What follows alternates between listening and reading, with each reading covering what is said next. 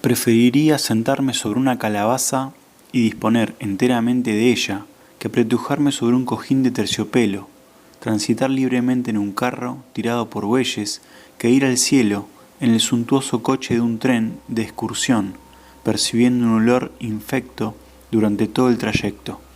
La misma sencillez y sobriedad de la vida del hombre en la edad primitiva abonan lo que digo, o por lo menos denotan que aquel no era más que un transeúnte en la naturaleza, y que una vez reparadas las fuerzas con alimento y descanso, ponía su vista nuevamente en el camino. Habitó este mundo como si fuera una tienda de campaña, enhebrando valles, cruzando llanuras y escalando montañas. Pero ¡ay! Los hombres se han convertido en herramientas de sus herramientas. Aquel que con toda libertad tomaba el fruto del árbol para calmar su hambre, se ha vuelto agricultor, y el que se acogía al árbol en busca de refugio cuenta hoy con una casa. Hemos dejado la acampada de pernocta para fijarnos en la tierra, olvidándonos del cielo. Hemos adoptado el cristianismo meramente como si se tratara de una forma mejorada de agricultura. Así hemos edificado una mansión familiar para este mundo y una tumba acorde para el otro. Las mejores obras de arte son la expresión de la lucha del hombre por liberarse de su condición, pero nuestro arte no tiene otro efecto que hacer cómodo este estado inferior y que nos olvidemos del otro. Realmente no hay cabida en este pueblo para una obra de arte, si es que alguna ha llegado hasta nosotros, porque ni nuestras vidas, ni nuestras casas y calles le ofrecen un pedestal adecuado. No hay clavo del que colgar un cuadro, ni estante donde poner el busto de un héroe o de un santo. Cuando pienso en cómo se construyen y pagan, o no se pagan, nuestras casas, me maravillo de que el piso no ceda bajo los pies del visitante, mientras éste admira las chucherías que adornan la mesa del comedor y dé con él en el sótano, donde por lo menos irá a parar una base de tierra tan sólida como honesta. No puedo evitar el darme cuenta de que esta vida, que se dice refinada y rica, no es sino algo a lo que se ha accedido de un salto, de modo que, ocupada toda mi atención en rehuir las posibles consecuencias de éste, me sea imposible gozar de las obras de arte que adornan aquella. Y es que, en ese sentido, recuerdo que el mayor salto jamás dado por acción solo de músculos humanos ha sido atribuido a unos árabes errantes, a quienes parece habérseles registrado una de hasta 6 metros de altura. Pero si no media un apoyo artificial, seguro que el hombre ha de caer de nuevo a la tierra. De ahí que la primera pregunta que me siento tentado a formular al propietario de esa impropiedad sea: ¿quién te sostiene? ¿Eres tú uno de los que fracasan o de los 3 que alcanzan el éxito? Responde a estas preguntas y puede que contemple tus frusulerías y las encuentre decorativas. El carro delante del caballo no es en sí bonito ni útil. Antes de que podamos adornar nuestras casas con objetos hermosos, es necesario desnudar las paredes, tanto como nuestras vidas, para hacer nuevos fundamentos sólidos con una gestión doméstica y un vivir hermoso. Sin embargo, el gusto por lo bello se cultiva principalmente al aire libre, donde no hay casa ni casero. El viejo Johnson, hablando en su Wonder Working Providence de los primeros colonos de su ciudad contemporáneos suyos, nos dice que, como primer refugio, iban a ocultarse en el seno de la tierra, en alguna excavación practicada al efecto en la ladera de una colina, y que echando tierra sobre maderos producían una humeante fogata en el punto más elevado de la vertiente. Carecerían de casas, añade, hasta que la tierra, por la bendición del Señor, no hubiera hecho fructificar el pan que iba a alimentarlos, y que, aun éste, de puro escaso el primer año, tenía que ser cortado en finísimas raciones de prolongada duración. En 1650, el secretario de la provincia Nuevos Países Bajos escribía en holandés para información de quienes deseaban obtener una concesión de tierras allí que los pobladores de su provincia, y en especial los de Nueva Inglaterra, que al principio carecen de medio con que construirse granjas como desearían, se ven obligados a cavar una oquedad en el suelo, algo así como un pozo cuadrado de unos 2 metros de profundidad y de ancho y largo, como juzguen apropiado, para retener luego la tierra mediante una especie de encofrado, cuyas junturas refuerzan por añadidura con cortezas de árboles u otro material que impida la penetración de la tierra. Luego enmaderan el piso y el techo, ese a modo de cielo raso entablado, y por último elevan desde ahí unas perchas cuyo objeto no es otro que dar apoyo a un sombrajo o cobertura de césped o toba, de manera que puedan mantenerse secos y caldeados con sus familias durante 2, 3 y hasta 4 años, en el bien entendido de que es posible añadir tabiques a medida que la dinámica familiar lo haga necesario. Los ricos y principales de Nueva Inglaterra construyeron así sus primeras moradas por 2 razones. Primero, para no perder tiempo en la edificación y verse por ello faltos de comida en la estación siguiente.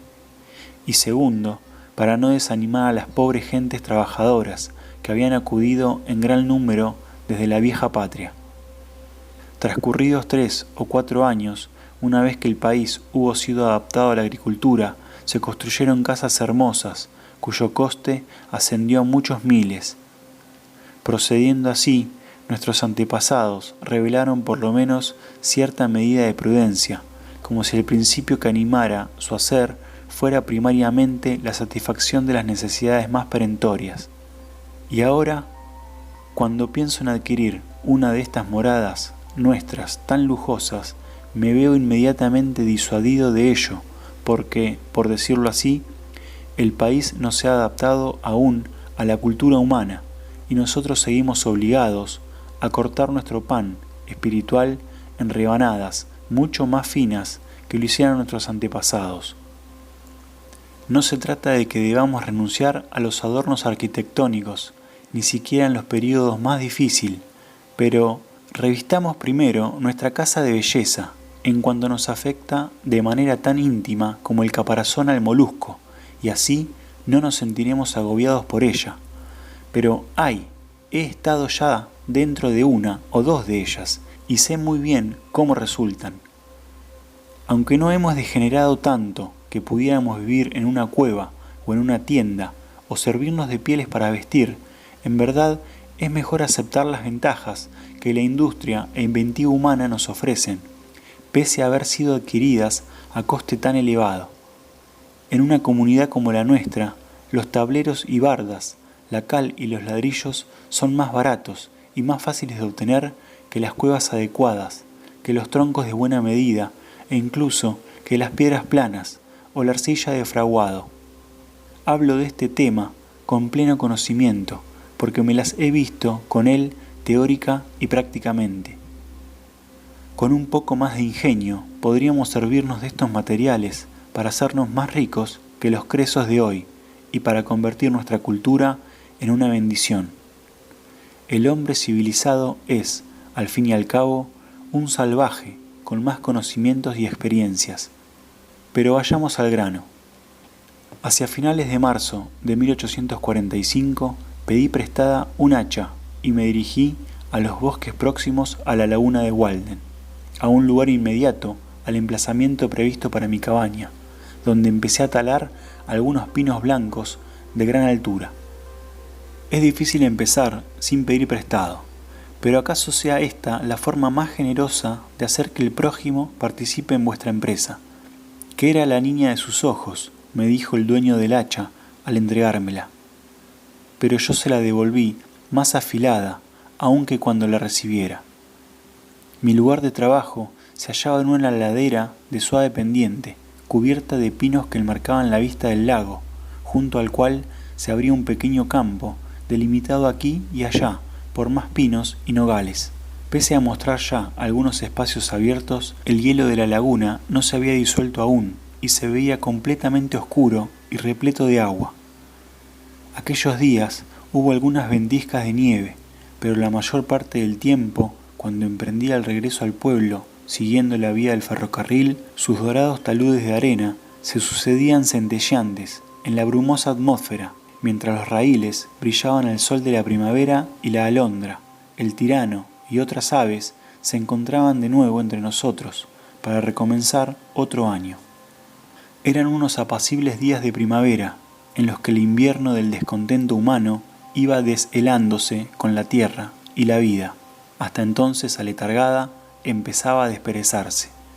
Un día que mi hacha se había desprendido del mango después de haberme permitido abatir un nogal verde del que obtuve una cuña que hinqué en el asidero con ayuda de una piedra para dar luego con todo en una charca para que se hinchara la madera, vi como una culebra de esas de rayas se internaba en el agua y se quedaba en el fondo, al parecer sin la menor dificultad durante todo el tiempo que permanecía allá, más de un cuarto de hora.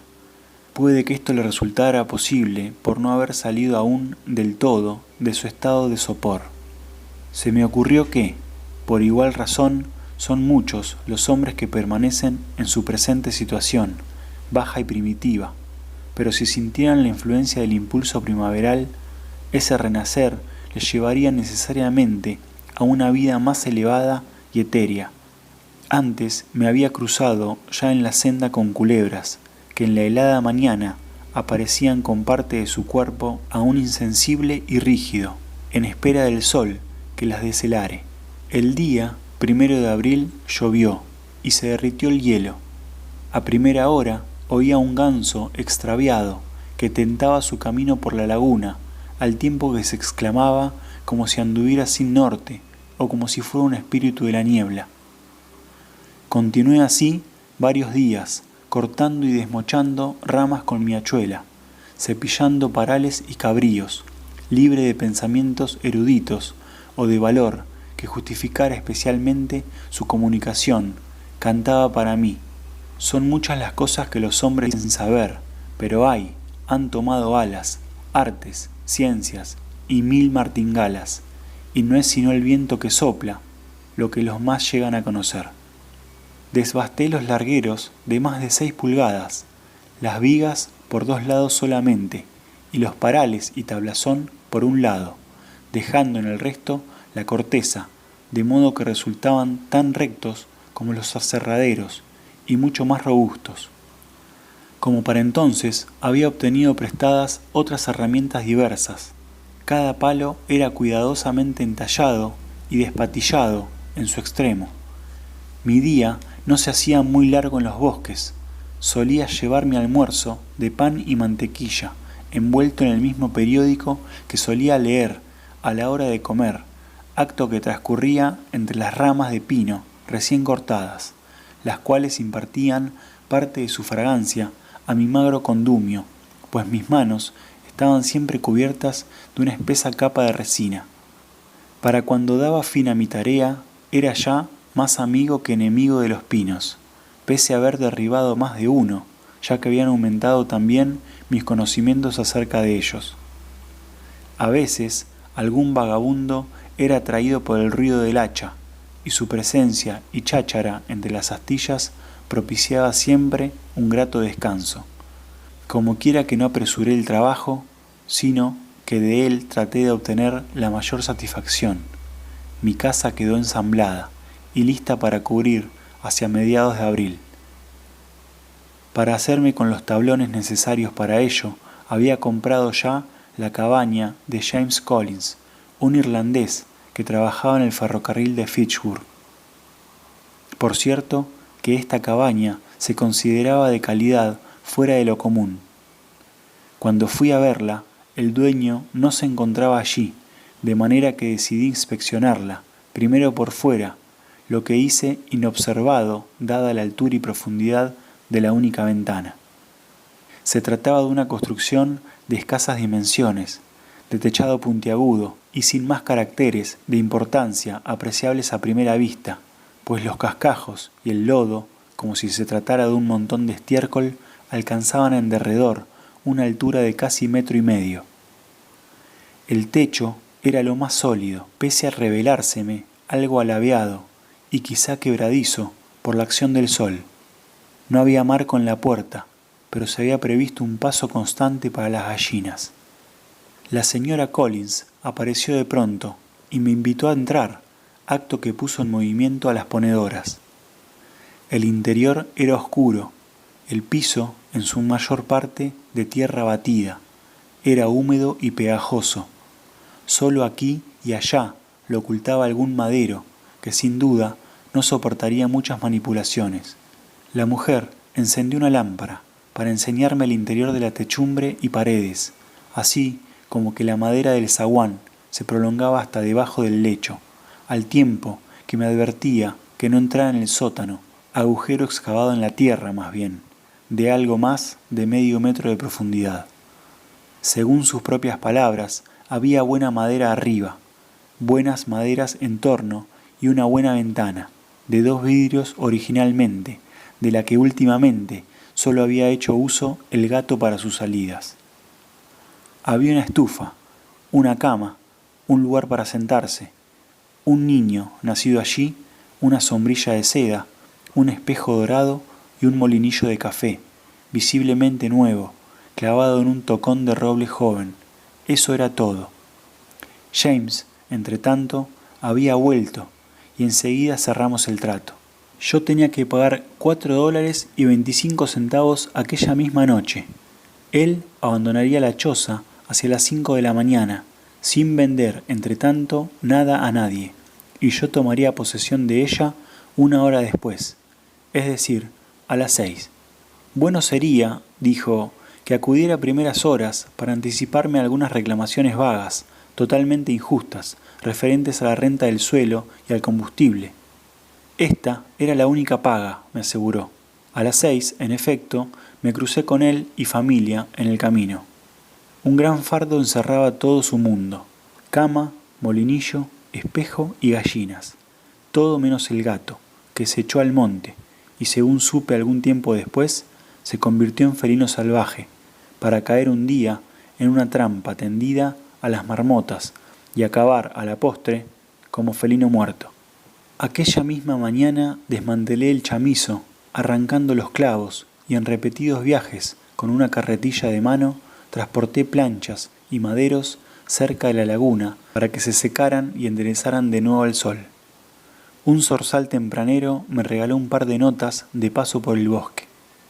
Más tarde fui informado traicioneramente por un joven llamado Patrick de que el vecino Seeley, un irlandés, aprovechaba los intervalos de acarreo para hacerse con los clavos útiles, pues suficientemente rectos se podían aún clavar, y con las argollas y pernos. Luego, viéndome hacer, aquel permaneció impasible frente a mí, a buen seguro, con pensamientos primaverales en la mente, mientras contemplaba con todo descaro la devastación, a falta, dijo, de más que hacer. Sin duda estaba allí para representar a la clase de los espectadores y para ayudar a equiparar este insignificante evento con la deposición de los dioses de Troya. Cavé mi sótano en la ladera sur de una colina, donde una marmota había excavado antes su madriguera, a través de raíces de sumaque y de zarzamora y de la laya vegetal más baja, hasta que aquel midió casi 2 metros cuadrados por algo más de profundidad y llegué a un fondo de fina arena, donde, ciertamente, no se me helarían las patatas ningún invierno.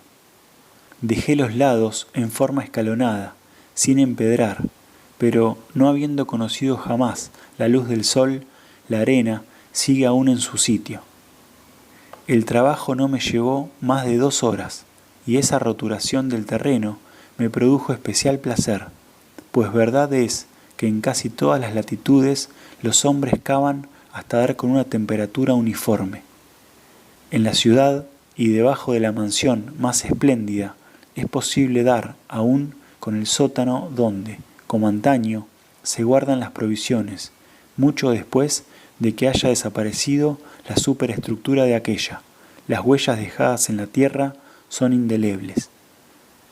La casa no es sino una especie de porche edificado a la entrada de una madriguera. Por fin, a primeros de mayo, y con la ayuda de algunos conocidos, más por aprovechar ocasión tan buena para reforzar lazos de vecindad que por verdadera necesidad levanté la estructura de mi casa, y no ha habido hombre alguno que haya sido más honrado que yo por el carácter de sus ayudadores, los cuales están destinados, confío, a erigir algún día estructuras de más altura. Inicié la ocupación de mi casa el 4 de julio, es decir, tan pronto como la hube dotado de tabiques y techado, tabiques que dispuse con borde biselado, de manera que fueran impenetrables a la lluvia, una vez solapados. Sin embargo, antes procedí a asentar los fundamentos de una chimenea hogar en un rincón, para lo cual transporté, a brazo, colina arriba, como 2 carretadas de piedras, desde la misma orilla de la laguna. Construí mi chimenea en otoño, después de cavar la huerta, antes de que los fríos hicieran necesario disponer de calor. Entretanto, cociné al aire libre, a primeras horas de la mañana, lo cual estimo más conveniente y agradable en muchos aspectos que el proceder convencional. Cuando llovía, antes de que mi pan estuviera cocido, fijaba unos cuantos tableros o listones por encima del fuego y me sentaba a su abrigo, en espera de que mi hogaza estuviera lista, con lo cual obtenía de paso unas horas de grata contemplación.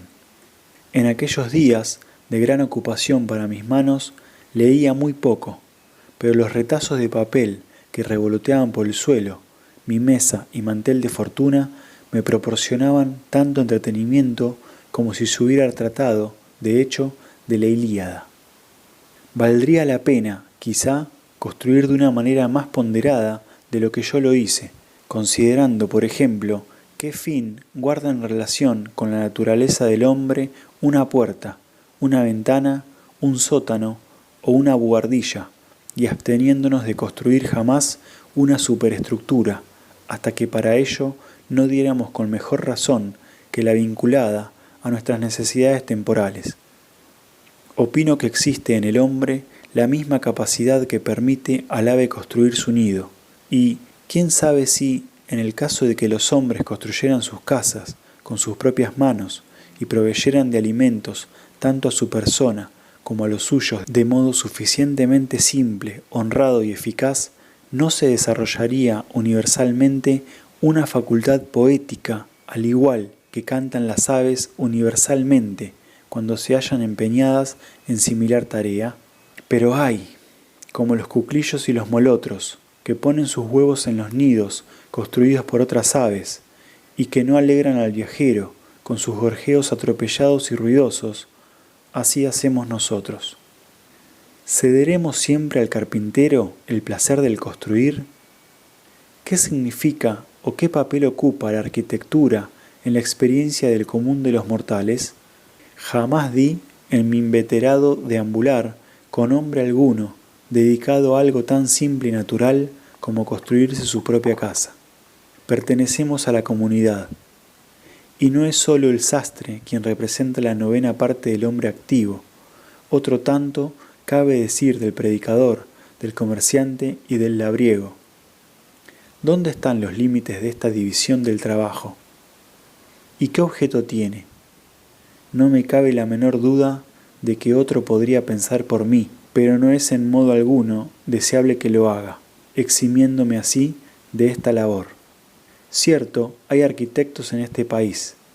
Así se dice, y yo he oído hablar de uno, por lo menos, poseído de la idea de que el hacer adornos arquitectónicos encierra un núcleo de verdad, una necesidad, y de ahí belleza. Eso, como si para él fuera una revelación, todo conforme, desde su punto de vista, pero apenas mejor que un diletantismo bien intencionado. Reformador sentimental de la arquitectura, empezó por la cornisa, no por los cimientos. Todo consistía en cómo poner un poco de verdad en los ornamentos, que cada ciruela dulce tuviera su hueso, vamos. Aunque personalmente estimo que son más convenientes y saludables las ciruelas ácidas, y no como iba a construirse cada inquilino, cada usuario, por dentro y por fuera, dejando que los ornamentos o adornos se dispusieran a su aire. ¿Qué persona razonable pudo suponer jamás que los ornamentos eran algo puramente externo, que se hallaban en la piel, o que la tortuga se hizo con su moteado caparazón, y el marisco con sus visos modrepóricos, por medio de un contrato como el que suministró a los vecinos de Broadway y su iglesia de la Trinidad? Sin embargo, al hombre le cabe hacer, tanto con respecto a la arquitectura de su casa como a la tortuga en cuanto concierne a su coraza. Y así, el soldado no tiene necesidad de ser tan vano como para tratar de pintar el color exacto de su valor en su estandarte. Ya lo descubrirá el enemigo, y puede que empalidezca llegada la hora. Me pareció, pues, que aquel hombre se inclinaba meramente sobre la cornisa para musitar a los rudos habitantes de la finca a sus medias verdades, cuando aquellos las conocían mejor. Sé que lo que alcanzó a ver hoy de bello en arquitectura ha partido gradualmente desde dentro, de las necesidades y carácter del ocupante, único constructor de una nobleza y verdad inconscientes, que excluyen toda consideración a lo aparente, toda belleza adicional que de ello resulte tendrá sus raíces en una hermosura de vida igualmente indeliberada. Las viviendas más interesantes de este país, como no ignora el pintor, son las que menos pretensiones tienen, las masías y las cabañas de troncos de los más pobres. Es la vida de quienes las habitan, y no una o más particularidades de su exterior, lo que, en definitiva, las hace pintorescas. E igual de interesante ha de resultar el hábitat del poblador urbano, cuando su vida sea tan sencilla y grata a la imaginación que no se perciba en el estilo de aquel el menor esfuerzo por causar efecto.